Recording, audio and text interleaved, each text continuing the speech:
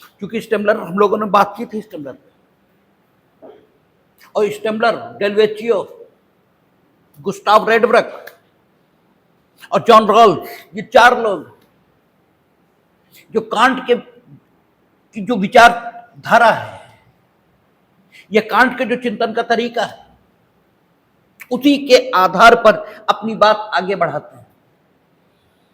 इसे चारों को एक साथ लेना ये एकदम ठीक बात है, और चारों को एक साथ देखना चाहिए।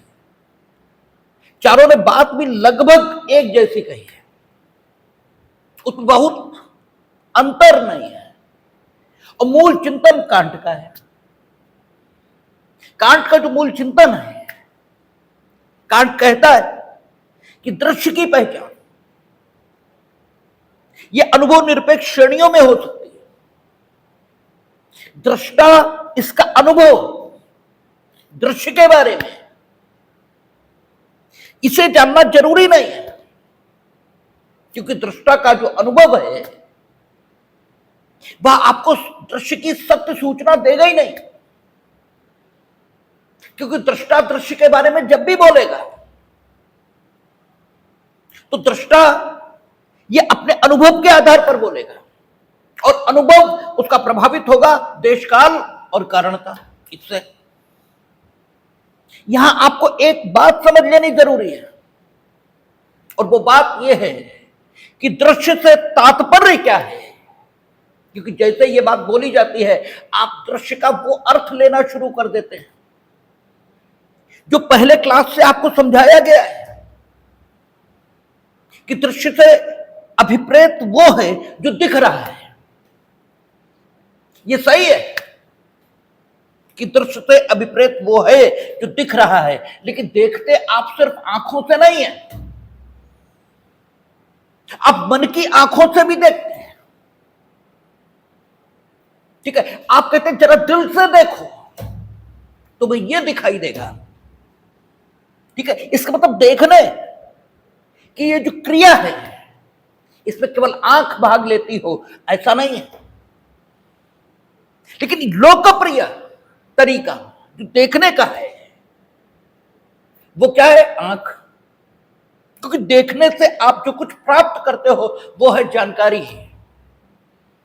इसका मतलब देखने की अगर तात्विक व्याख्या की जाए तो देखने की प्रक्रिया इसे जानकारी प्राप्त करने की प्रक्रिया के समतुल्य माना जा सकता है, और कांट ने यहीं पर बात की है। कांट का कहना है कि दृश्य यानी जानकारी जिस स्रोत से आप प्राप्त कर रहे हो वह जानकारी दृष्टा यानी उस व्यक्ति की जो जानकारी देने का प्रयत्न कर रहा है उसके अनुभवों के आधार पर, अर्थात दृश्य के बारे में स्वयं उसका क्या अनुभव है, इसके आधार पर जानकारी प्राप्त मत करिए, क्योंकि वह आपको सत्य सूचना नहीं देगा।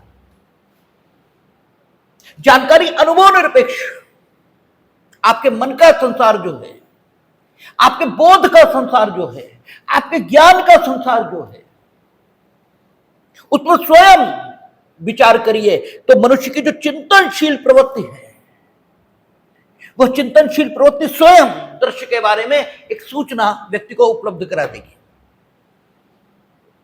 आप दृष्टा का अनुभव इस आधार पर बात मत करिए, क्योंकि दृष्टा का अनुभव तो देशकाल कारणता से प्रभावित है। दृष्टा जो कुछ बता रहा है वो सिर्फ वो है जैसा दृश्य उसे दिखाई दिया है। दृश्य ठीक वैसा ही है। दृश्य से मतलब क्या निकल आया? चाहे दृश्य हो, चाहे विचार हो, चाहे वस्तु हो, कुछ भी जिसके बारे में आप जानकारी प्राप्त करना चाहते हैं, ऑब्जेक्ट जो है आपकी जानकारी प्राप्त करने का, जिसके बारे में आप जानकारी प्राप्त करना चाहते हैं, ठीक है, उसके बारे में जानकारी अपनी चिंतनशील प्रवृत्ति से हासिल करिए। दृष्टा यानी किसी व्यक्ति की सोच, उसके आधार पर उस जानकारी को हासिल मत करिए। क्यों? वो असत्य जानकारी देगा, या यूं कहिए वो अनजाने में असत्य जानकारी देगा, या यूं कहिए कि वो वही बताएगा जो उसे प्रतीत हुआ, और जो उसे प्रतीत हुआ वो सत्य हो भी सकता है और सत्य नहीं भी हो सकता है। और सब बुद्ध होंगे नहीं, सब महावीर होंगे नहीं, इसलिए उसके असत्य होने की गुंजाइश ज्यादा है। इससे सुरक्षित मार्ग ये है कि दृश्य के बारे में जो जानकारी प्राप्त की जाए वो स्वयं प्राप्त की जाए, अपनी चिंतनशील प्रवृत्ति से प्राप्त की जाए, ऐसा कांट का कहना है। हमने आपको सोशल मीडिया का उदाहरण देकर बताया था। आप जानना चाहते हैं कि सोशल मीडिया क्या है, तो कोई दृष्टा यानी कोई इसका उपयोग करने वाला इसे मनोरंजन का साधन बताएगा। क्यों? वो रील बनाकर अपलोड कर रहा है और रील देख रहा है। कोई इसे पैसा पैदा करने का माध्यम बताएगा, कोई इसे व्यवसायिक सूचनाएं प्राप्त करने का माध्यम बताएगा। क्यों? वो एड देख रहा है, वो व्यवसायिक सूचनाएं प्राप्त कर रहा है, तो उसकी अपनी दृष्टि है और वो उस दृष्टि से सोशल मीडिया का उपयोग ये बताएगा। कोई स्टूडियस स्कॉलर होगा, वो कहेगा कि एक क्लिक पर जानकारी उपलब्ध है, ये बेहद उपयोगी है, लेकिन सब सोशल मीडिया का एक पक्ष बता रहे हैं। तात्विक तौर पर सोशल मीडिया क्या है? अभिव्यक्ति का माध्यम, बस। और वो अभिव्यक्ति का माध्यम ये चिंतन से जाना, देश काल कारणता प्रभावित कर रही है दर्शक को। वो जिस ढंग से उपयोग कर रहा है सोशल मीडिया का, वो बता रहा है, लेकिन वो संपूर्ण सत्य नहीं है। वो जो कुछ है वो अर्ध सत्य भले ही हो, लेकिन कम से कम संपूर्ण सत्य वो कतई नहीं है। तो कांट की जो विचार प्रक्रिया है, वो विचार प्रक्रिया यही है। और कांट ने कानून के संबंध में इस विचार प्रक्रिया से विचार करके आपको बताया था कि प्रकृति में कुछ तत्व हैं जिसे उसने परम तत्व कहा है। और परम तत्व उसने क्यों कहा है? इसलिए क्योंकि जो कुछ है वही अनुभव होता है। कांट का कहना है कि चूंकि स्वतंत्रता अनुभव होती है, जैसे ही हटती है वैसे ही अनुभव बदल जाता है, इसका मतलब स्वतंत्रता है। और स्वतंत्रता प्रत्येक को अनुभव हो रही है, इसका मतलब स्वतंत्रता के अनुभव के दृष्टिकोण से सभी समान हैं। इसका मतलब दो परम तत्व प्रकृति में हैं, और उन्हें परम तत्व वो कहता ही इसीलिए क्योंकि उसका कोई ओरिजिनेशन नहीं है, उसकी ओरिजिनेशन का कोई स्रोत, वो कहीं से पैदा हुआ नहीं है, इसलिए वो उसे परम तत्व कहता है। उसका कोई स्रोत नहीं है, जैसे ईश्वर का कोई स्रोत नहीं, ऐसे ही इस परम तत्व का कोई स्रोत नहीं है। स्वतंत्रता और समानता का ये है, जैसे ईश्वर है, कहां से है पता नहीं। अब इस स्वतंत्रता और समानता ये सबको अनुभव हो रही है, सबको, और सब चाहते हैं इसका संरक्षण हो। इसलिए कांट ने एक बात कही थी कि व्यवस्था ऐसे बननी चाहिए कि सबकी स्वतंत्रता बनी रहे, अर्थात सबकी स्वतंत्रता से संगत, उससे असंगत नहीं, सबकी स्वतंत्रता से संगत व्यक्तिगत स्वतंत्रता, इसको सुनिश्चित किया जाना चाहिए। और यह सुनिश्चित करने के लिए राज्य, इसकी भूमिका होनी चाहिए।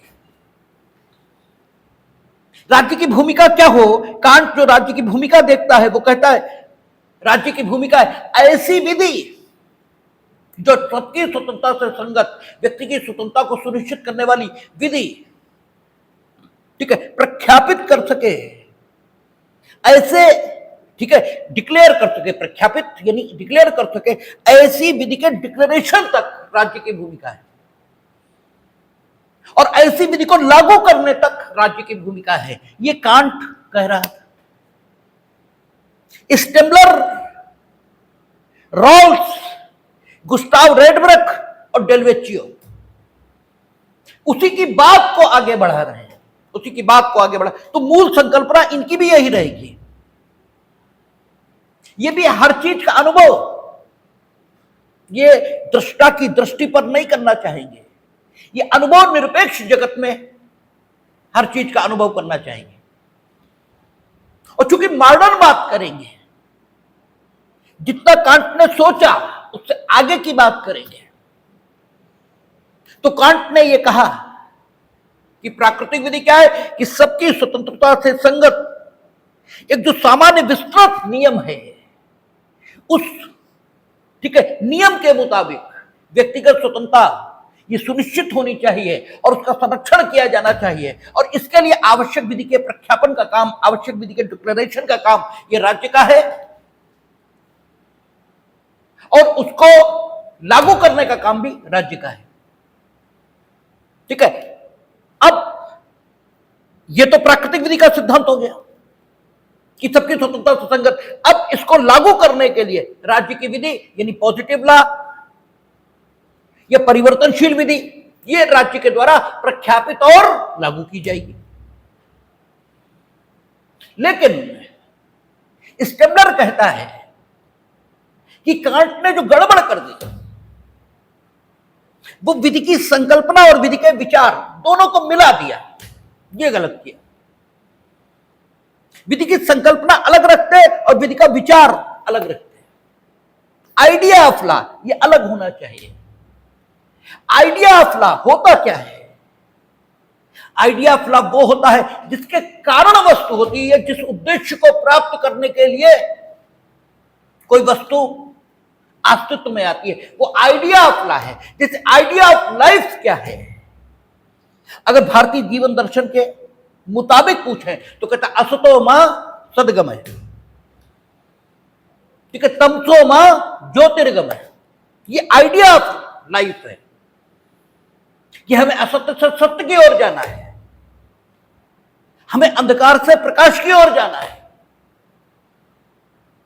हमें ठीक है मरणशीलता से अमरत्व की ओर जाना है। और मरणशीलता से अमरत्व की ओर जाएंगे कैसे आप? मरना, इस शरीर को तो मरना ही होगा, लेकिन ख्याति, कीर्ति शेष अगर आप रहेंगे तो अमरत्व प्राप्त करेंगे। राम कीर्ति शेष है, कृष्ण कीर्ति शेष है, तो हमें अमृत की ओर जाना है। इसका मतलब काम अच्छे करने हैं, ये आइडिया ऑफ लाइफ है। तो आइडिया ऑफ लाइफ अलग है और कॉन्सेप्ट ऑफ लाइफ ये अलग है। कॉन्सेप्ट ऑफ लाइफ यानी जीवन का अनुभव क्या है, जीवन का प्रारूप क्या है, लोग किस ढंग से जीते हैं, इसका अनुभव, और जिंदगी कैसे चलती है उसका अनुभव। कॉन्सेप्ट ऑफ लाइफ अलग है और आइडिया ऑफ लाइफ अलग है। कंसेप्ट ऑफ लाइफ ये है कि राम उठते हैं तो सुबह ये काम करते हैं और इसलिए वो उस आइडिया ऑफ लाइफ को जीने में सफल हुए। ये कंसेप्ट ऑफ लाइफ है। यानी राम और कृष्ण जैसा बनने की जो प्रेरणा आपको दी जाती है वो इस विश्वास के आधार पर कि अगर उस कंसेप्ट ऑफ लाइफ को आप जिएंगे तो आइडिया ऑफ लाइफ मिल ही जाएगा। ठीक है, सामान्य व्यक्ति आइडिया ऑफ लाइफ के लिए अपना तरीका विकसित करे, ये थोड़ा कठिन है, असंभव नहीं है। उस आइडिया ऑफ लाइफ पता लग गया, लेकिन उस आइडिया ऑफ लाइफ को जिए कैसे? तो एक कंसेप्ट ऑफ लाइफ है, उसके हिसाब से चलिए। तो कंसेप्ट ऑफ लाइफ को आइडेंटिफाई ये तो करना पड़ेगा, कंसेप्ट ऑफ लाइफ कहते किसको हैं और आइडिया ऑफ लाइफ किसे कहते हैं, ये तो अलग अलग बात है। और स्टेबलर यही कह रहा है कि कांट ने आइडिया ऑफ लॉ और कंसेप्ट ऑफ द लॉ दोनों की व्याख्या अलग अलग नहीं की है और यह गड़बड़ है। उन्हें आइडिया ऑफ द लॉ अलग देना चाहिए था और कंसेप्ट ऑफ द लॉ अलग देना चाहिए था। आप लोग भी एग्जाम में कॉपी लिख के लाते हो या एग्जाम में कैसे लिखा जाए, इसे लिखने का तरीका विकसित करने हेतु प्रश्न लिखकर लाते हो और जैसे ही टीचर के सामने आपने रखा वो कहते क्या यार तुमने बेकार का काम करके रखा है, इसे पैराग्राफ में विभाजित कर देते, देखने वाले को अच्छा लगेगा। ठीक है, सुगम में होनी चाहिए, सुगम होना चाहिए। ठीक है, चीजें आसानी से समझ में आने योग्य ऐसे निश्चित की जानी चाहिए। ये अच्छा तरीका नहीं है कि चीजों को कठिन बनाया जाए, चीजों को आसान किया जाए। तो वो कहता है Stammler concept of the law को अलग बताना चाहिए था और आइडिया ऑफ लॉ को अलग अलग, और वो कहता बस यही गड़बड़ है, तरीका यही ठीक है, तरीका तो ठीक है एकदम, जो गड़बड़ है वो ये तरीका यानी अनुभव निरपेक्ष तरीके से ही चीजों के सत्य स्वरूप को जानना चाहिए। तरीका एकदम ठीक है, किसी भी चीज के सत्य स्वरूप को अनुभव निरपेक्ष तरीके से ही जानना चाहिए, किसी से पूछकर नहीं। जानने की प्रक्रिया यही ठीक है, और यह प्रक्रिया ठीक ना होती तो ईश्वर तुम्हें चिंतन की शक्ति देता ही नहीं। आखिर इस चिंतन की शक्ति को उसने दुनिया के अन्य प्राणियों को तो नहीं दिया ना, और आप दुनिया के अन्य प्राणियों से अलग भी सिर्फ इसीलिए, अन्यथा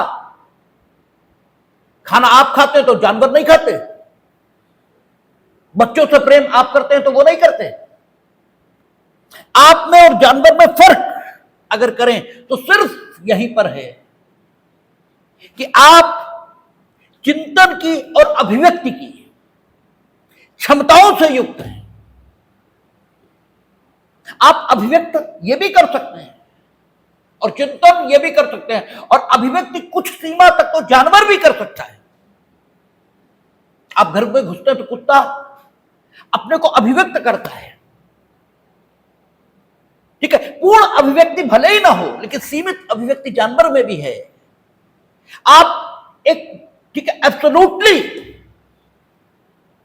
या एग्जैक्टली जानवर से जिस जगह पर भिन्न हो जाते हैं वो चिंतनशील प्रवृत्ति है। तो अगर इस चिंतनशील प्रवृत्ति का कोई उपयोग न होता तो ईश्वर देता ही क्या है, और दे भी दी थी तो तुम्हारी पूंछ जैसे विलुप्त हो गई म्यूटेशन की प्रक्रिया में, ऐसे ये भी विलुप्त हो जाती, ठीक है, लेकिन नहीं, विलुप्त नहीं हुई है, वो आज भी चल रही है, इसका मतलब उसका उपयोग है। तो स्टेमलर कहता तरीका यही ठीक है, इसी ढंग से चीजों के बारे में जानना चाहिए। अनुभव निरपेक्ष श्रेणियों में वस्तु के वास्तविक निरीक्षण के बिना,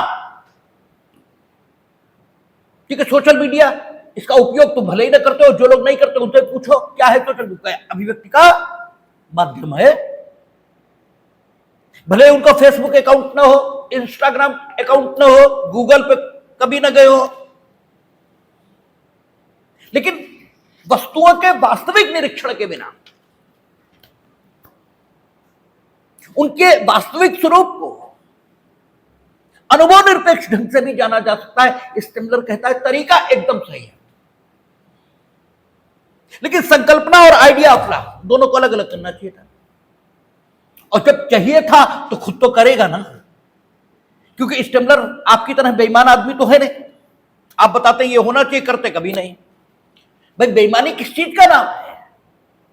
अगर बेईमानी की तात्विक व्याख्या करें तो व्याख्या तो यही है, जो आप कहते हैं वो करते नहीं,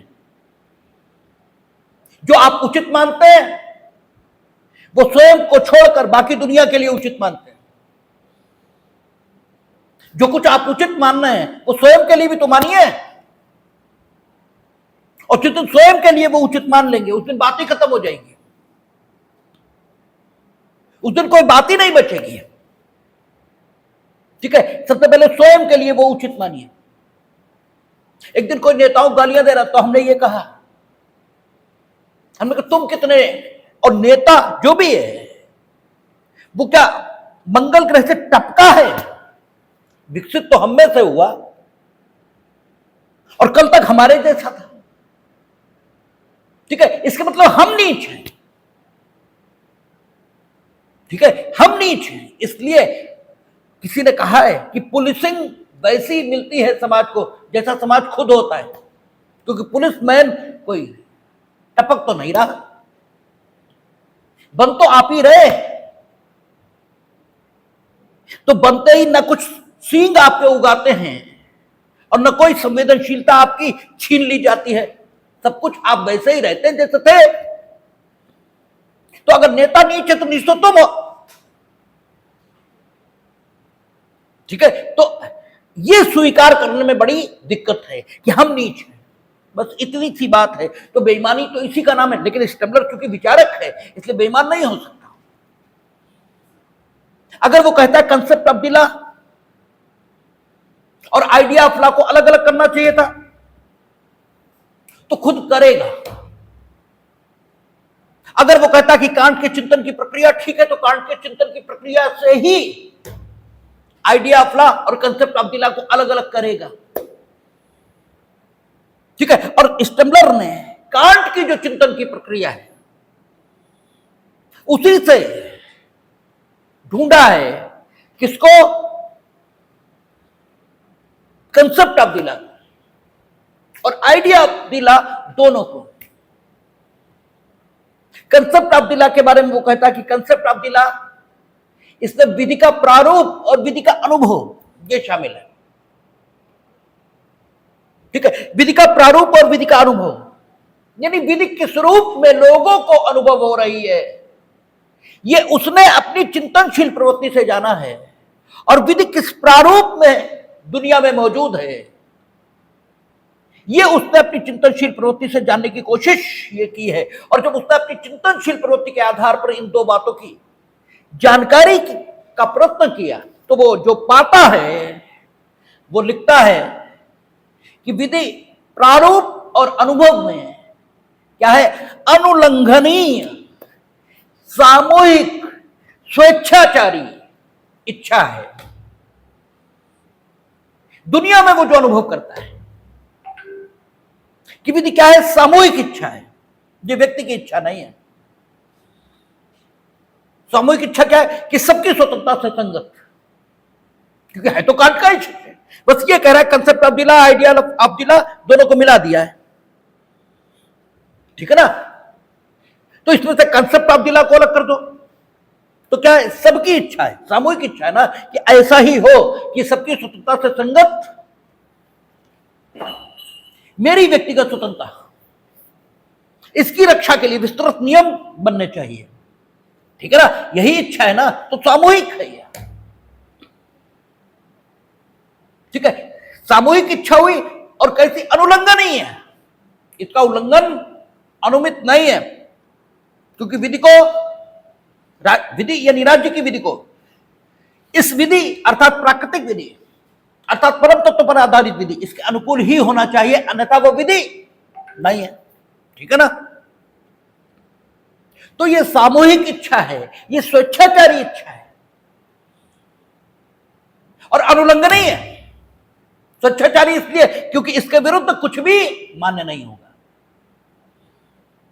ठीक है। तो वो जो अनुभव उसे हो रहा है कंसेप्ट ऑफ द लॉ का, वो विधि अनुलंघनीय स्वेच्छाचारी सामूहिक इच्छा ये है।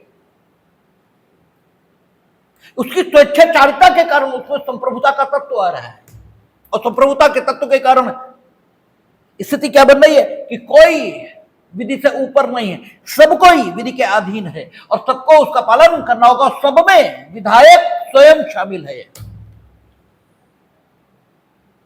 विधायक यानी विधि निर्माता, ये बोलना इसलिए जरूरी हो रहा है क्योंकि आप तो विधायक को वो समझ सकते हैं जो आपके यहाँ विधायक चुने गए हैं, हालांकि वो वाकई वही विधायक है, ये सही है, लेकिन उनके अलावा भी विधायक हैं। जो एमपी है वो भी इस अर्थ में विधायक ही है। इसलिए आपको तो प्रारूप में, शब्दों में बात को समझने की आदत है, तो तुम्हें समझने की आदत तो विकसित ही नहीं हुई। तो इसलिए जो विधि निर्माता अर्थात विधायक है वो भी इस विधि के एक बार विधायन के बाद अधीन है। क्यों? विधि स्वेच्छाचारी है और सामूहिक इच्छा है और अनुलंघनीय है। ये कंसेप्ट ऑफ द लॉ वो अनुभव करता हो। अनुभव का तरीका क्या है? अनुभव का तरीका ठीक है कांट का है। थॉट प्रोसेस, विचार प्रक्रिया, ये कांट की है। अब आइडिया ऑफ लॉ पर बात करता है कि आइडिया ऑफ लॉ क्या है। जैसे आइडिया ऑफ लाइफ क्या है, हमने पहले कहा, ठीक है, कि असतो मा सद्गमय, ठीक है, ये आइडिया ऑफ लाइफ है। तमसो मा ज्योतिर्गमय, ठीक है, ये आइडिया ऑफ लाइफ है। हर चीज में कोई आइडिया है। शिक्षा प्राप्त करने का उद्देश्य क्या है, तो कहता सा शिक्षा, ठीक है, या विमुक्त, शिक्षा वो है जो मुक्त कर दे। तुम्हारी शिक्षा वो है जो नौकरी दिला दे, एसएससी पास करा दे, ठीक है।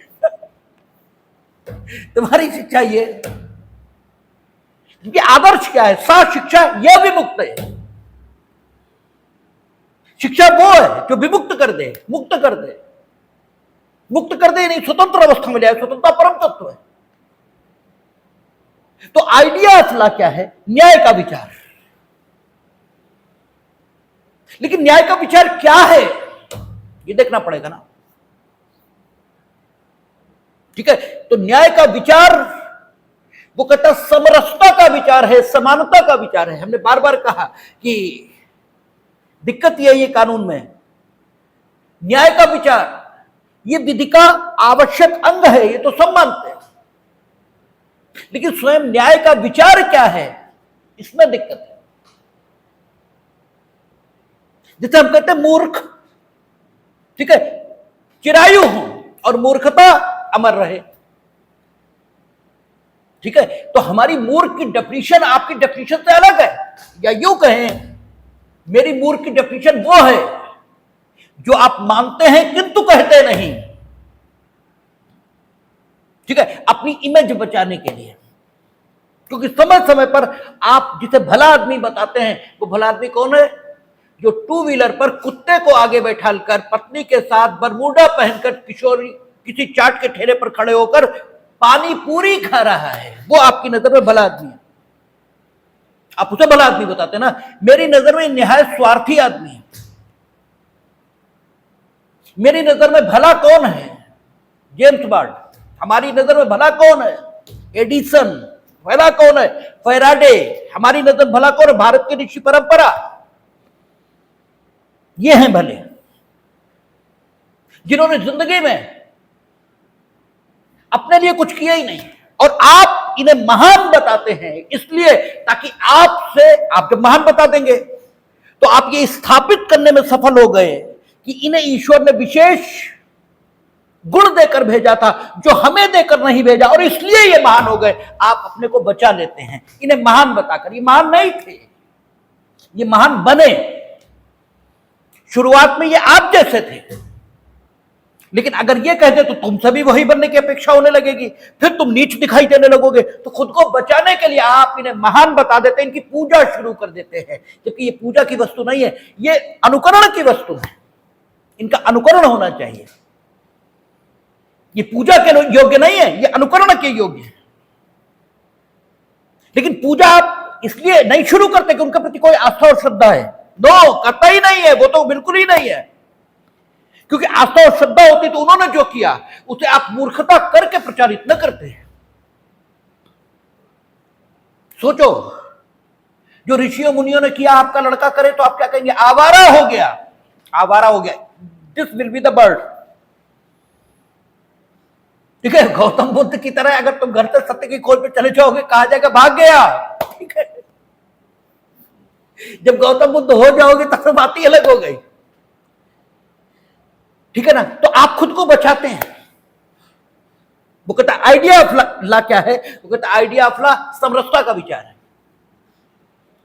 सबका विचार अलग होता है, डेफिनेशन अलग होती है। हमने कहा ना कि मूर्ख की डेफिनेशन आपकी जो है वो आप कहते नहीं, ठीक है। आपकी मूर्ख की डेफिनेशन यही है, लेकिन आप कहते नहीं। क्यों? या यूं कहते तो हैं, लेकिन लोग अपनी मूर्खता के कारण समझते नहीं, या लोग अपने संस्कार के कारण ये कहते नहीं कि तुम झूठ बोलते हो, तुम्हारी मूर्ख की डेफिनेशन ये नहीं है जो तुम बता रहे हो। मूर्ख की डेफिनेशन वो है कि राम तुम्हारी नजर में मूर्ख हैं, और जो कुत्ते को स्कूटी पर बैठालकर एसएससी की नौकरी करने वाला जब चाट के ठेले पर जाता है, आप उसे भला कहते हैं ना, ये भला आदमी है, तो ये भला आदमी है, तो इसका मतलब विवक्षित तौर पर आप ये कह रहे हैं बाकी सब बुरे, ये तो बात तय हो गई। तो आप जिसे भला और बुद्धिमान आदमी बताते हैं, हमारी नजर में तो वो स्वार्थी है। और आप जिसे मूर्ख समझते हैं, कहते नहीं, ठीक है, हम उस मूर्ख को आपके मुताबिक, मेरी नजर में तो महान है, लेकिन आपको, चूंकि हम बात खुद से तो नहीं कर रहे हैं, हम तो आपसे बात कर रहे हैं, तो हम आपके कॉन्सेप्शन को बोलेंगे। तो आपके कॉन्सेप्शन से जो मूर्ख है, उसके लिए हम कहते हैं मूर्खता अगर यही है जो आप समझते हो, तो वो चिरायु हो, वो अमर रहे, ऐसे मूर्ख अमर रहे, और ऐसी मूर्खता चिरायु हो, क्योंकि यही तो वो मूर्खता है जो पृथ्वी को रहने योग्य बना रही है। अन्यथा तो पृथ्वी रहने योग्य होती ही नहीं। तो आइडिया ऑफ लॉ न्याय का विचार है, लेकिन न्याय सोफिस्टों के मुताबिक अलग है। सोफिस्टों के मुताबिक जो न्याय है वो मानव आकांक्षा की पूर्ति है। उनके मुताबिक न्याय ये है। अरस्तु, सुकरात, प्लेटो के मुताबिक न्याय नैतिक मूल्यों का सम्मान है। स्टोइकों के मुताबिक न्याय समानता का विचार है। न्याय की डेफिनेशन अलग अलग है। तो स्टेमलर के मुताबिक न्याय क्या है? समरसता का विचार, समानता का विचार। लेकिन यही रुकना नहीं है, आपको बताना पड़ेगा कि समरसता और समानता फलित कैसे हो। तो उसने दो सिद्धांत दिए हैं, एक सम्मान का सिद्धांत और दूसरा भागीदारी का सिद्धांत। स्टेमलर ने दो सिद्धांत दिए हैं, सम्मान का सिद्धांत और भागीदारी का सिद्धांत। उसका कहना है कि इन सिद्धांतों के मुताबिक चला जाए तो समाज में न्याय घटित हो जाएगा। इन सिद्धांतों के मुताबिक चलिए, एक सम्मान का सिद्धांत और दूसरा गरिमा का, या सम्मान का या गरिमा का सिद्धांत तो दूसरा भागीदारी का सिद्धांत। और हमने कल भी कहा, आज फिर कह रहे हैं कि अगर विचारक आपको कानून में नहीं दिखता या कानून विचारक के विचार के अनुरूप नहीं दिखता तो आपके अध्ययन में कमी है। विचारक कोई हो, उसका विचार आपको भारतीय या दुनिया की कोई भी विधिक व्यवस्था हो उसमें फलित होता दिखाई देगा। स्टेमलर ने दो सिद्धांत दिए हैं और कहा है कि अगर ये इन सिद्धांतों के मुताबिक विधायन होगा तो आइडिया ऑफ लॉ, इसका रिप्रेजेंटेशन कानून में होगा। और आइडिया ऑफ लॉ क्या है? पहला, सम्मान का सिद्धांत। सम्मान के सिद्धांत के अंतर्गत वो क्या कहता है? किसी को किसी की निरंकुश इच्छा इसके अधीन नहीं होना चाहिए। ये सम्मान है व्यक्ति का, इच्छा के अधीन नहीं होना चाहिए, नहीं कहा उसने, क्योंकि स्वतंत्रता और उद्दंडता, इसमें फर्क है। स्वतंत्रता मर्यादित है, उद्दंडता अमर्यादित है। उद्दंडता यह मांग करती है कि किसी को किसी की इच्छा के अधीन नहीं होना चाहिए। स्वतंत्रता यह मांग करती है कि किसी को किसी की निरंकुश इच्छा के अधीन नहीं होना चाहिए। इच्छा से पहले एडजेक्टिव लगा है, निरंकुश। सम्मान का अर्थ यह नहीं है कि कोई किसी की इच्छा के अधीन नहीं होगा। आप इसी रूप में लेते हैं, आप इसी रूप में, हालांकि कांट भी इसी रूप में लेता है। वो बंदिश के अभाव के रूप में स्वतंत्रता को परिभाषित करता है। बंदिश यानी हर प्रकार की बंदिश, लेकिन कांट का मूल भाव जो है, मूल चिंतन जो है, वो जितना नैतिक है उसके मुताबिक ऐसा लगता नहीं कि वो ऐसा सोचता होगा। लेकिन वही बात है कि एक अच्छा आदमी होता वो अनुमान करके चलता है कि कम से कम इतना गलत नहीं हो सकता। ठीक है भाई, हिंदुस्तान के संविधान में जब आपातकाल से संबंधित प्रोविजन बनाए गए और उन्होंने कहा कि आंतरिक अशांति, तो उन्होंने ये थोड़ी सोचा था कि कोई प्राइम मिनिस्टर ऐसा भी आएगा जो सिर्फ अपनी गद्दी बचाने के लिए आंतरिक अशांति इसके आधार पर आपातकाल न सिर्फ घोषित करेगा बल्कि ऐसे अकथनीय अत्याचार भी करेगा। ये उन्होंने सोचा थोड़ी था। वो प्रावधानों का दुरुपयोग करके 5 साल के बजाय 7 साल शासन चलाएगा, ये किसी ने सोचा थोड़ी था। उन्होंने ये सोचा थोड़ी था कि ऐसी कमिटेड जुडिशरी आएगी जो विधि का ठीक अर्थान्वयन भी नहीं करेगी। भाई युद्ध, बाह्य आक्रमण, इसके साथ आंतरिक अशांति रखी गई। इसका मतलब यह हुआ कि आंतरिक अशांति ऐसी जो युद्ध या बाह्य आक्रमण इसके समान भारत की शांति या भारत की एकता और अखंडता, इसे जब खतरे में डाले तो इस आधार पर आपातकाल होना चाहिए, ये उन्होंने सोचा थोड़ी था, क्योंकि वे नैतिक लोग थे, वे स्वतंत्रता के संघर्ष से आए थे। ऐसे कांट की स्थिति है, उसे ये पता थोड़ी था कि हम ऐसे लोग जो बंदिश के अभाव के तौर पर सड़क पर शराब पीने की मांग करेंगे, उनके लिए स्वतंत्रता की मांग कर रहे हैं। वास्तव में कांट का आशय इसी से रहा है जो स्टेमलर कह रहा है, लेकिन स्टेमलर चूंकि मॉडर्न आदमी है कांट की अपेक्षा, इसलिए वो समाज की बदतमीजी को देख रहा है, इसलिए वो ये कह रहा है कि सम्मान के सिद्धांत के अंतर्गत पहली बात यह है कि प्रत्येक जो वो है व्यक्ति है, उसे किसी की निरंकुश इच्छा इसके अधीन नहीं होना चाहिए।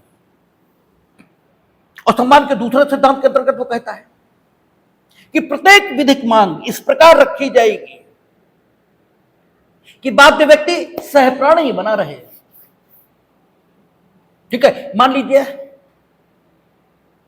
ठीक है, किसी ने कुछ गड़बड़ किया तो उसे दूसरे की इच्छा के अधीन लाया जाएगा। ठीक है, दूसरे की इच्छा के अधीन तो लाया ही जाएगा, निरंकुश इच्छा के अधीन नहीं होगा। लेकिन इच्छा के अधीन नहीं होगा ये तो कहा नहीं। अगर आप दूसरे की इच्छा के अधीन ठीक है, लाने लायक काम करेंगे तो बिल्कुल लाया जाएगा। आपको जेलर की इच्छा के अधीन भी लाया जाएगा, आपको मां बाप की इच्छा के अधीन भी लाया जाएगा, आपको बहुतों की इच्छा के अधीन लाया जाएगा। लेकिन प्रत्येक विधिक मांग इस प्रकार रखी जाएगी कि बाध्य व्यक्ति सहप्राणी बना रहे।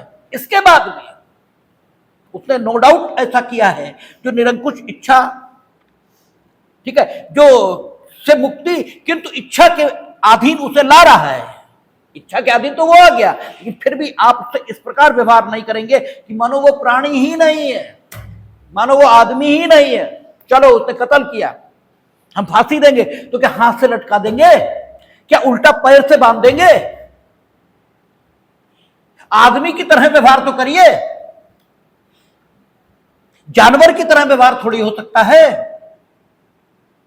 तो प्रत्येक विधिक मांग अगर ठीक है, आदमी ने बदतमीजी की, हम उसे जेल भेजेंगे, लेकिन क्या जून के महीने में बिना पंखा उसे बंद कर देंगे? अरे भाई, पंखा तो होना चाहिए। प्रत्येक विधिक मांग इस प्रकार रखी जाएगी कि बाध्य व्यक्ति सहप्राणी बना रहे। ये उसका आइडिया अफला है। ठीक है, वो कहता है कानून ऐसा होना चाहिए। अब इसमें कानून में मानवीयता का संचार ये हो रहा है।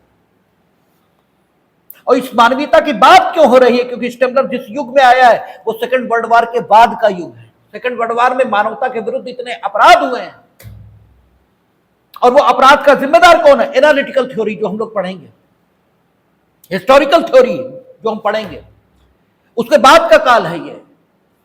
इसलिए स्टेमलर की सोच मानवीय दिखाई दे रही है।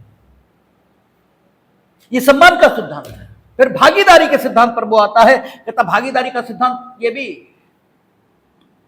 विधान के निर्माताओं द्वारा विधान में स्थान पाना चाहिए।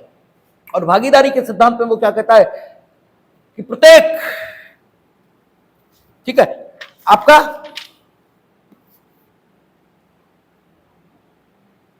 विदिता बाध्य व्यक्ति को निरंकुश तरीके से समुदाय से बहिष्कृत नहीं करना चाहिए। ये कहा उसने। भागीदारी, सबकी भागीदारी सारे कामों में होनी चाहिए। आप समुदाय से बहिष्कृत कर दोगे किसी को तो वो तो भागीदारी कैसे करेगा? आपने कह दिया अमुक जाति के लोग, अमुक धर्म के लोग, अमुक वर्ग के लोग, अमुक नाम के लोग, अमुक रंग के लोग, ठीक है, नौकरी नहीं पाएंगे, तो समुदाय में भागीदारी कहां कर रहे हो? क्योंकि नौकरी तो समुदाय का हिस्सा है। इसीलिए आर्टिकल 15 है, इसीलिए आर्टिकल 14 है। यह भागीदारी के सिद्धांत का क्रियान्वयन हिंदुस्तान के संविधान में दिखाई दे रहा है। कि किसी को भी निरंकुश ढंग से, ठीक है, निरंकुश ढंग से बिल्कुल क्लियर आपको आर्टिकल 15 में, बिल्कुल आर्टिकल 16 में केवल धर्म, केवल जाति, केवल लिंग, केवल जन्म स्थान, निरंकुश नहीं, केवल ये नहीं, क्योंकि केवल निरंकुशता का, ठीक है, अगर केवल हटा दीजिए तो फिर जो कुछ बचेगा वो निरंकुशता का द्योतक होगा, और केवल लगा देने से निरंकुश मामला नहीं बचा, ठीक है। यानी धर्म, जाति, लिंग इसके आधार पर भेदभाव हो भी सकता है, लेकिन केवल धर्म, केवल जाति, केवल लिंग के आधार पर नहीं हो सकता, ये बात आ गई।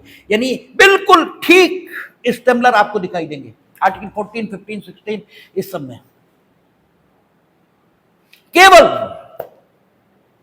ठीक है, किसी भी व्यक्ति को निरंकुश ढंग से समुदाय से बहिष्कृत नहीं किया जाएगा। कानून ऐसे बनना चाहिए कि निरंकुश ढंग से समुदाय से बहिष्कृत कोई न हो, और निर्णयन की प्रत्येक शक्ति इस प्रकार उपयोग की जाएगी कि बाध्य व्यक्ति सहप्राणी बना रहे। चलो आदमी ने गलती कर दी, उसे समुदाय से बहिष्कृत करना जरूरी हो गया, जेल भेजना जरूरी हुआ, तो सहप्राणी तो बना रहे, उसकी विचार अभिव्यक्ति की स्वतंत्रता क्यों ले रहे हो? ठीक है, कहा भी 20 मुकदमों में फ्रांसिस कोरली को उन्होंने कहा कि हथकड़ी लगा नहीं लाओगे, जानवरों की तरह बात के लाने की जरूरत क्या है? आदमी खुद आ रहा है, या तो आप ये कहो कि ये भागने की कोशिश कर रहा है, कोई कारण तो बताओ, ठीक है। आपने समुदाय से बहिष्कृत किया, इन्हें निरंकुश ढंग से नहीं किया, ये भी माना, ये बहिष्कृत होने लायक थे इसलिए किया, जेल भेजा इन्हें, लेकिन निर्णयन की प्रत्येक शक्ति इस प्रकार उपयोग की जाएगी कि बाध्य व्यक्ति सहप्राणी बना रहे। तो आपको बिल्कुल इंडियन कॉन्स्टिट्यूशन में और कॉन्स्टिट्यूशन के अंदर जाने की जरूरत ही नहीं, आप केवल प्रियम्बल पढ़िए, उसमें दिखाई देगा। कहता है हम भारत के लोग भारत को एक संपूर्ण प्रभुत्व संपन्न समाजवादी पंथ निरपेक्ष गणराज्य बनाने के लिए और भारत के सभी निवासियों को, ठीक है, सामाजिक, आर्थिक और राजनीतिक न्याय, विचार, अभिव्यक्ति, विश्वास, धर्म और उपासना की स्वतंत्रता, प्रतिष्ठा और अवसर की समता, प्रतिष्ठा की समता सम्मान के सिद्धांत का सम्मान है, और अवसर की समता ये भागीदारी के सिद्धांत का सम्मान है। प्रतिष्ठा और अवसर की समता प्राप्त कराने के लिए और उन सब में व्यक्ति की गरिमा और राष्ट्र की एकता और अखंडता सुनिश्चित करने वाली बंधुता बढ़ाने के लिए, ठीक है, ये आपका सम्मान के सिद्धांत और भागीदारी के सिद्धांत, ठीक है, आपको प्रकटित होते हुए हिंदुस्तान के संविधान में दिखाई दे जाएंगे। तो स्टेमलर ने आइडिया ऑफ लॉ और कंसेप्ट ऑफ द लॉ की बात की, यही डेल्वेचियो ने किया। ये इटली का विधिशास्त्री है डेल्वेचियो, और डेल्वेचियो कंसेप्ट ऑफ द लॉ को विधि का विचार ये कहता है, sorry, concept of the law को कंसेप्ट ऑफ द लॉ ही कहता है, विधि की संकल्पना ही कहता है, और आइडिया ऑफ लॉ को विधि का आदर्श ये कहता है। अनुभव इसका तरीका कांट का ही है। कांट कहता है कि अनुभव निरपेक्ष श्रेणियों में दृश्य की पहचान ये की जानी चाहिए, दृष्टा की दृष्टि के आधार पर दृश्य की पहचान नहीं होनी चाहिए। तो यही प्रोसेस स्टेमलर ने अपनाया, यही प्रोसेस डेल्वेचियो अपनाएगा, क्योंकि कांट के बाद है, इसलिए कांट में सुधार करेगा, कंसेप्ट ऑफ द लॉ, ठीक है, और आइडिया ऑफ लॉ को ये विधि का आदर्श ये कहना शुरू कर दिया इसने। बस इतना सा अंतर आया। कंसेप्ट ऑफ द लॉ वो कहता प्रारूप और अनुभव जब उसने किया स्टेमलर ने, तो उसने विधि को क्या पाया? अनुलंघनीय है, सामूहिक, स्वेच्छाचारी इच्छा, ये पाया। ये जब देख रहा है डेल्वेचियो अनुभव कर रहा है स्वयं अनुभव निरपेक्ष जगत में, विधि की संकल्पना का ज्ञान प्राप्त करने के लिए, या कंसेप्ट ऑफ द लॉ को समझने के लिए, तो ये कंसेप्ट ऑफ द लॉ को जिस रूप में पा रहा है वो रूप कौन सा है? ये कहता है कंसेप्ट ऑफ द लॉ है, ठीक है, व्यक्ति अपनी क्रियाओं में नैतिक सिद्धांतों के प्रति जो वस्तुनिष्ठ एक सूत्रता रखते हैं, ठीक है, उसी को कानून समझा जाता है किसी भी देश में, किसी भी जगह पर। वस्तुनिष्ठ ऑब्जेक्टिव टाइप ऑफ थिंकिंग क्या होती है? जो सामान्य थिंकिंग होती है, सामान्य थिंकिंग होती है, यानी जो सैद्धांतिक थिंकिंग होती है, सिद्धांत सभी के लिए एक जैसा होता है, ठीक है। सिद्धांत की विशेषता क्या होती है? वो सबके लिए एक जैसा होता है, और आपकी अपनी मान्यता आपकी होती है, इसलिए वो सब्जेक्टिव कहलाती है। मेरी सब्जेक्टिव मान्यता और मेरी ऑब्जेक्टिव मान्यता, मेरी जो ऑब्जेक्टिव मान्यता होगी वो आपकी भी मान्यता वही होगी उस सिद्धांत या विचार के प्रति, और किसी बात के प्रति मेरी जो व्यक्तिगत मान्यता है, जो मेरे अनुभव से निर्मित हुई, वो मेरी सब्जेक्टिव मान्यता या व्यक्तिनिष्ठ मान्यता ये कहलाती है। तो कहता है कि कंसेप्ट ऑफ द लॉ क्या है? नैतिक मूल्यों के प्रति अपनी क्रियाओं में जो लोग हैं वस्तुनिष्ठ तौर पर जो एक सूत्रता रखते हैं या एक जैसा व्यवहार करते हैं। हम भी कोई चीज चोरी नहीं करेंगे, आप भी नहीं करोगे, आप भी नहीं करोगे, आप भी नहीं करोगे, क्योंकि दूसरे की अच्छा, चोरी तात्विक रूप से क्या है, हमने कई बार चर्चा की, दूसरे के भाग का जो है, अर्थात दूसरे ने जो मेहनत से हासिल किया है उसको उसका उचित प्रतिकर दिए बिना, उसकी गैर जानकारी में उससे हासिल कर लेना। आप जिसे चोरी समझते हो वो बहुत छोटी चोरी है, और उस चोरी का एक तरीका है, एक प्रारूप है, बस, और कुछ नहीं, उससे ज्यादा कुछ नहीं। चोरी बहुत बड़ी बात है। जब भी आप कोई चीज जो किसी के द्वारा खोजी गई है उसे उचित प्रतिकर दिए बिना, ठीक है, उसके मेहनत का भाग, उसके भाग की प्रतिष्ठा या उसके भाग की चीज स्वयं प्राप्त कर लेते हो और वह चीज आपके लिए लाभदायक सिद्ध होती है, तो आप चोरी करते हो। जैसे कहा जाता है कि तुमने जो आर्टिकल चुराया है, क्यों कहा जा रहा है? लिखा किसी और ने और तुमने फला की बाल से साभार ये शब्द लिखे बिना, ठीक है, अपनी आईडी से उसे पोस्ट कर दिया, तो उस विचार की जो सुंदरता है, उसके कारण हासिल होने वाली प्रतिष्ठा इनफैक्ट तुम्हारी नहीं है, वो उसकी है, और तुमने खुद के लिए सुरक्षित कर ली, इसलिए कहा जाता है तुमने चोरी की है। तो चोरी सैद्धांतिक तौर पर यही है। तो कहता है कि चीजों के प्रति जो वस्तुनिष्ठ एक सूत्रता है, जो लोग अपनी क्रियाओं में चीजों के प्रति यानी नैतिक मूल्यों के प्रति जो व्यक्ति एक सूत्रता अनुभव करते हैं वस्तुनिष्ठ रूप से, उसे ही idea of law, concept of the law कहा जाता है। जो कानून की संकल्पना है वो यही है कि पूरी दुनिया में कानून सैद्धांतिक तौर पर व्यक्तियों की क्रियाओं में एक रूपता या एक सूत्रता ले आता है। कानून ऐसे सिद्धांतों का समूह है जो पूरी दुनिया में नैतिक मूल्यों के प्रति लोगों की क्रियाओं में एक रूपता या एक सूत्रता का निर्माण कर देता है। ये कंसेप्ट ऑफ द लॉ है। डेल वेच्चियो इसके आगे भी देखता है, कहता है इसके अलावा इसमें द्विपक्षता होती है। एक राज्य पक्ष होता है, एक व्यक्ति पक्ष होता है, या एक समाज पक्ष होता है, एक व्यक्ति पक्ष होता है। इसमें द्विपक्षता होती है। इसमें आज्ञापकत्व होता है, इसमें निवेदन नहीं होता। ये कहता है जो कोई ऐसा करेगा ऐसा करेंगे, जो कोई ऐसा, इसमें आज्ञापकत्व होता है। और इसमें उत्पीड़कत्व होता है कि अगर कानून की बात नहीं मानोगे तो उत्पीड़न का सामना करना पड़ेगा। ये आइडिया ये कंसेप्ट ऑफ द लॉ है। इस रूप में डेल वेच्चियो को पूरी दुनिया में अनुभव हुआ है कानून, और ये उसने अपनी चिंतनशील प्रवृत्ति से निकाला है, चिंतनशील प्रकृति से निकाला है, क्योंकि कांट का शिष्य है। चिंतनशील प्रकृति से चीजों के बारे में जानकारी यही ठीक मानेगा,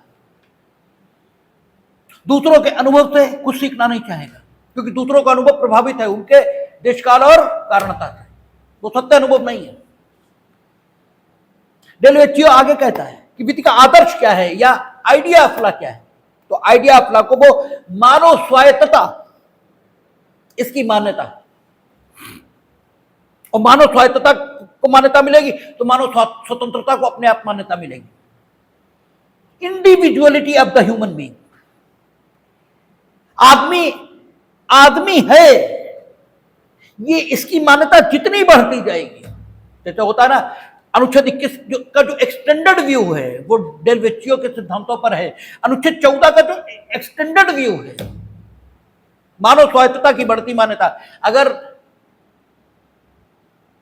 गवर्नमेंट जॉब में जो लेडी है उसे मैटरनिटी लीव मिलेगी तो जो प्राइवेट जॉब में उसे क्यों नहीं मिलेगी? भाई क्या कारण क्या है, क्यों नहीं देंगे आप? किसी भी एयर होस्टेस को, ठीक है, या तो आप नियम ये बनाएंगे कि जो शादी कर लेगा वो एयर होस्टेस नहीं होगा, या नियम ये बनाएंगे कि आपका, ठीक है, सब शादी करें, शादी का कोई प्रभाव उनकी नौकरी पर नहीं होगा। अनुच्छेद 14 आप देखते हैं, ठीक है, वहां वो वाला मुकदमा है, नाम इस समय हम भूल गए, एयर होस्टेस वाला, नरगिस मिर्जा, ठीक है। तो नरगिस मिर्जा में यही हुआ है कि आप ये नहीं कर सकते कि जिसे pick and choose and pick नहीं कर सकते। आप जिसे चाहो शादी होने के बाद आप कह दो तुम्हारी छुट्टी, और जिसे चाहो न करो, ये नहीं, ये ठीक नहीं है। मानव स्वायत्तता की बढ़ती हुई मान्यता, एक्सटेंडेड व्यू जो उन्होंने कहा कि ठीक है आदमी ने गलती की, जेल गया, इसका मतलब ये थोड़ी है कि उसे पशुओं जैसे रखोगे, अब उसे काम कराओगे। जो शोषण के विरुद्ध रक्षा से संबंधित उपबंध भारत के संविधान में मिलते हैं या विधियों में मिलते हैं, वे सारे के सारे मानव स्वायत्तता, मानव गरिमा इससे संबंधित है। तो आइडिया ऑफ लॉ, विधि का आदर्श, ये डेलवेचियो ने मानव स्वायत्तता, ठीक है, इसको माना है। यानी कानूनों में, कानून अगर ऐसे निर्मित हो रहा है कि मानव स्वायत्तता को मान्यता मिले तो निश्चित तौर पर कानून आइडिया ऑफ लॉ के निकट है, ठीक है, ये मान रहा है। वो कहता मानव विकास क्या है, वो कहता मानव स्वायत्तता की निरंतर बढ़ती मान्यता, यही मानव विकास है। आप आदमी, ठीक है, आतंकवादी है, मार देंगे, लेकिन अंतिम संस्कार का अधिकार ये तो है अपनी मान्यताओं के मुताबिक। अंतिम संस्कार के नैसर्गिक अधिकार को किसी से छीना नहीं जा सकता, ये सबको मिलेगा बिना उसके पूर्व कर्मों का विचार किए। क्योंकि हमारी मान्यता क्या है, हमारे संस्कार क्या है कि जो गलत था वो चला गया, ठीक है, जो गलत था वो नहीं है। कहते फलाने नहीं रहे, फलाने चले गए, तो जो गलत था वो तो जा चुका है। अब जो कुछ बचा है वो तो शरीर है, और शरीर तो माध्यम था, बंदूक का कोई दोष नहीं हो सकता। बंदूक किसके हाथ में थी, महत्वपूर्ण यह है। ये शरीर जिसके पास था वो तो चला गया, तो इस शरीर की दुर्दशा करने से क्या लाभ होगा? इससे तो आप अपनी वहशत यही प्रदर्शित करेंगे। और ये डेलवेचियो नहीं करा, राम ने कहा है इसको, जब मेघनाद का वध हो गया है, राम ने यह कहा है कि नहीं, इससे क्या दुश्मनी है, इस शरीर पर तो इसके प्रियजनों का ही हक है, वे ले जाएंगे, उनकी जो विधि है उस हिसाब से अंतिम संस्कार करें, ठीक है। तो मानव स्वायत्तता की बढ़ती मान्यता, ठीक है, ये मानव का विकास है, ये डेलवेचियो कहता है। डेलवेचियो एक चीज और कह रहा है, डेलवेचियो कांट से एक और बात आगे जा रहा है। कांट ने जो राज्य की भूमिका स्वीकार की है, उन्होंने कहा कि विधि के प्रख्यापन तक राज्य की भूमिका है। कौन सी विधि?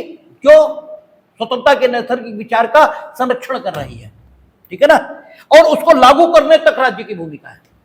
यानी एक पुलिस स्टेट निर्मित होता है कांट के हिसाब से, जो सिर्फ विधि का प्रख्यापन और विधि को लागू करना यह अपना काम मानता है। लेकिन इसके आगे जाकर डेलवेचियो ने यह कहा कि नहीं, क्योंकि मानव स्वायत्तता की बात वो कर रहा है, ठीक है, कि मानव स्वायत्तता यही आइडिया अपना है। तो कहता कानून को नैतिक, सामाजिक, आर्थिक सभी क्षेत्रों में आदमी की सहायता करनी चाहिए। और अगर डेलवेच्यो को आप देखें तो कॉन्स्टिट्यूशन ऑफ इंडिया में डीपीएसपी यानी directive principle of the state policy Del Vecchio के विचार पर दिखाई देंगे, क्योंकि state directive principle of the state policy कहे क्या रहे हैं, राज्य ऐसी व्यवस्था निर्मित करें। अनुच्छेद 37, अनुच्छेद 38 राज्य पर जिम्मेदारी रखी है कि वे ऐसी व्यवस्था करें कि निश्चितता की अवस्था में कि किसी को वो काम न करने पड़े जो उनकी आयु के प्रतिकूल हो। लोक स्वास्थ्य इसकी व्यवस्था राज्य करे, ठीक है। जब लोक स्वास्थ्य, शिक्षा, ये सब कुछ राज्य की जिम्मेदारी बना दिया तो स्थिति क्या है कि नैतिक, सामाजिक, आर्थिक सभी क्षेत्रों में हस्तक्षेप की अनुमति राज्य को मिली है, ठीक है। तो राज्य का लोक कल्याणकारी स्वरूप ये डेलवेच्यो के चिंतन पर है, ठीक है। तो आप देखेंगे तो डेलवेच्यो स्टेमलर से और आगे की बात कर रहा है। तीसरे विचारक गुस्टाव रेडबर्ग जो कांट के ही चिंतन पर चलेंगे, और चौथे विचारक जॉन रॉल्स हैं जो कांट के चिंतन पर चलेंगे। अब देखिए, नवकांटवादी ये चार हुए, नवहीगलवादी कोहलर हैं।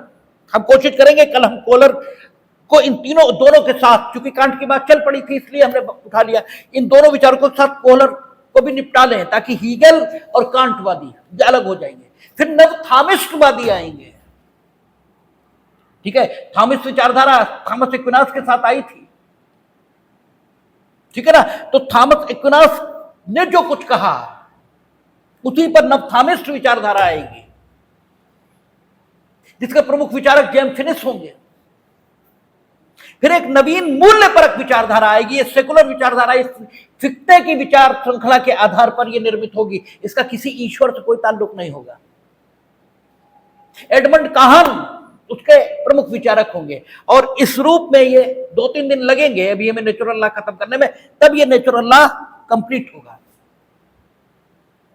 और एक बार नेचुरल लॉ कंप्लीट हो जाता है तो कानूनों में जो मानवीयता आपको दिखाई देती है वो कहां से आती है, उसका सोर्स पता लग जाता है। हमने कहा ना कि कानून सभी विचारों का समुच्चय है, सबने कानून को अपने अपने हिसाब से देखा है और अपने अपने हिसाब से कानून के निर्माण में योगदान किया है।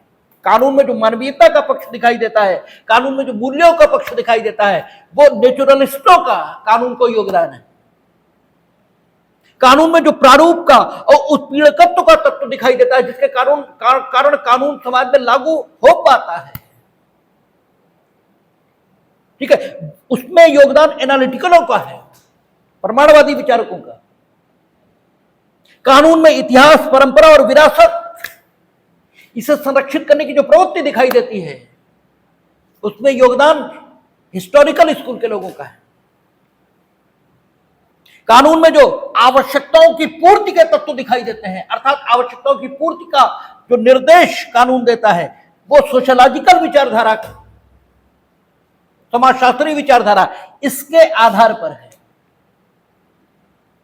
और कानूनों में ये जो प्रवृत्ति दिखाई दे रही है, जज साहिबान चाहे जो कुछ कहना शुरू कर देते हैं और अपनी सीमाओं और मर्यादाओं से आगे बढ़ते हैं, इसके विरोध की जो वृत्ति दिखाई देती है वो रियलिस्टिक विचारधारा के आधार पर है।